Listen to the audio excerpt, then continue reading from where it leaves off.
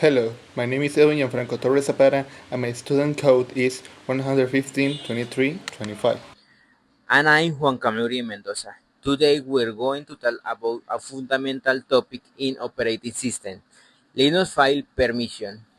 Everything we're about to explain today is based on William Schutz's book and in our permissions guide in Enflet.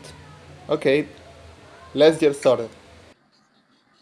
Hey, I was checking a file using LSL and I saw some weather letters at the beginning. What is that? That's the key to everything. Linux is a multi-user system, so to protect files, each one belongs to an owner and a group. Okay. So, and what do the letter R, W, and X mean? Those are the three types of permissions we have. Well, R is read. It is what allows you to read the files or list it in a directory with ls. We have W, that is write, that allows you to modify the file. In a directory, it is what allows you to create and delete files. And X is execute. It is what allows you to run the program. And in directories, it is what allows you to enter with cd. Oh, okay.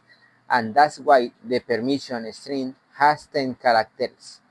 The first one shows the file type, and the other 9 are divided into groups for the owner, the group, and others. That's correct. But writing RWX all the time is slow. That's why we use Octal notation with base 8. Why? Um, how does the addition work? Oh, you want to know the value of each letter? Well, reading is 4, writing is 2, and executing is 1. For example, if you want writing and reading, you need to sum both. So you get 4 plus 2 is 6. And if you want executing, you need to sum 1. So you get 7. So, if I see something like 754, what does that actually mean? Well, with that example of permission 754, it means that the owner has all the permissions. The owner can read, can write, and can execute. The group has only read and execute permissions. Remember, 4 and 1, it is 5. And the others can only read permissions because they only have 4, and 4 is read. Okay, how can I change those permissions? For that, we use the command chmod in the terminal. And with that, you can use numbers. Like for example, in the terminal, you can put chmod 600 600 file, or symbols if you want to simplify it. For example, chmod u plus x file to give the execution to the owner. Wait, there's something that's confused me. If I have full permission on a file, but I don't have execute permission on the directory, can I open it? Good question. The answer is no. A file's permission depends on the directories in its path. So, to access to a file, you need permission X execute in all parent directories. That's interesting. And why do new files already have the full permission when I create them? That's because of the umask. It's an internal command that works like a mask. IMAX. What do you mean by that?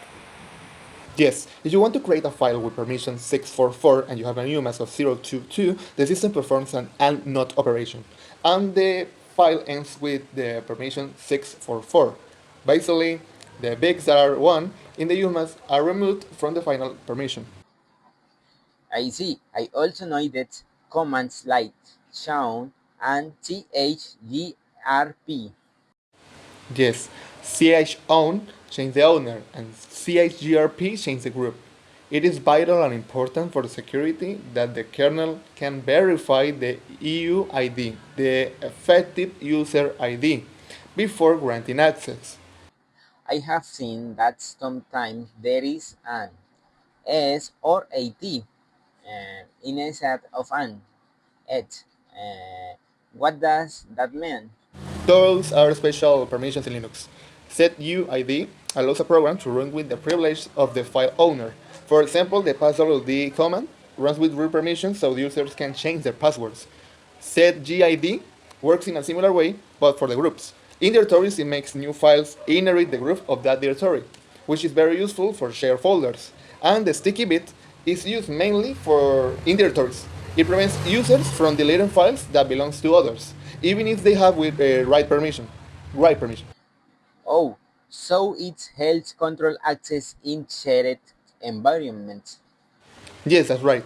As explained in the William Schacht's book, in modern Linux, the sticky bit is mainly used for security in directories, like TMP, not for memory management. Okay, I think I understand now. Let me try an example. If Anna and Luis want to share a music folder, they should first create a group and add both users to it. Then they assign that group to the folder using chgrp and set the permission with chmod 770 so only they can access it. Exactly, that's correct. And if they want all new files to stay in some group, they can use setgid on the directory. And if they don't want user to delete each other files, they can use the stick bit. Exactly. That's a complete and secure configuration. So now I see that Linux permissions are not used theory. They are really useful in real situations. Yes, they're essential for system security. Thank you for watching. See you next time.